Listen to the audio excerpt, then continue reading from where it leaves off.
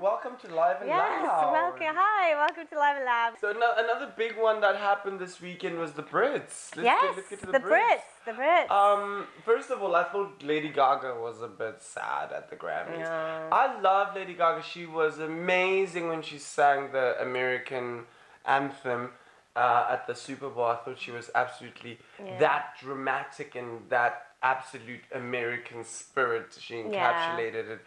But for the David Bowie. I think for the David Bowie, like, take it down. Not only because British people are so sort of, you know, like they're very reserved in a sense. And I believe that his passing affects the British differently. If you're not British, you don't get it. I guess that's why, because the Grammys are more American, aren't they? It's more showy, more flashy. And I guess, as you were saying, like Lord did a really good job. Yeah, Lord was amazing. Very, she was amazing. Lord was respectful. Yeah. I think like it wasn't about Lord, it was about David Bowie. And then when you do a tribute, like Gaga made it about her, you know. It's like, is this Gaga in a cheap costume? Yeah. But I love Gaga. Don't you be sending no hate mail.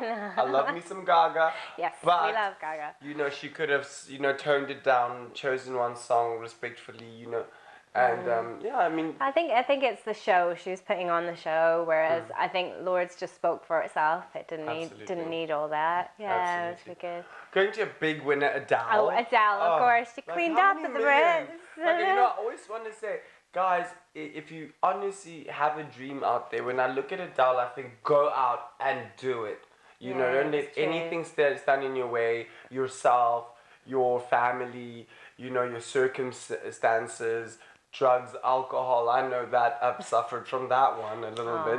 But, you know, get help. Go out there. Don't just think you're suffering by yourself. Go out there, because if someone like Adele, she's a true artist, and she's a girl next door. You know, like... Yeah, she's so funny as well when she talks. She's really hilarious. I was watching an interview and she was just like, I never believed this girl who sang in the shower, would be like selling 20 million. Yeah.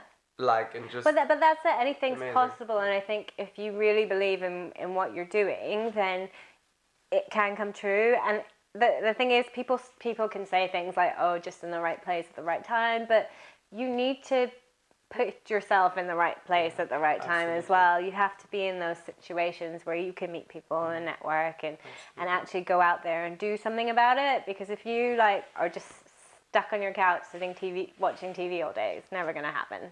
You need to have that drive. I think that's very important, absolutely, because that's what drives me, because it's like, you know, I'm so fashioned out, so please forgive me when you look at this clip and you're like, why are they dressed like that? No, it looks really good. But I'm just, you know, you're fashioned out. Like, it's just important to keep in perspective that there's also a lot of important things out there. There's the Syrian thing that's happening. Oh, yeah, of course. That's another thing that I did this week.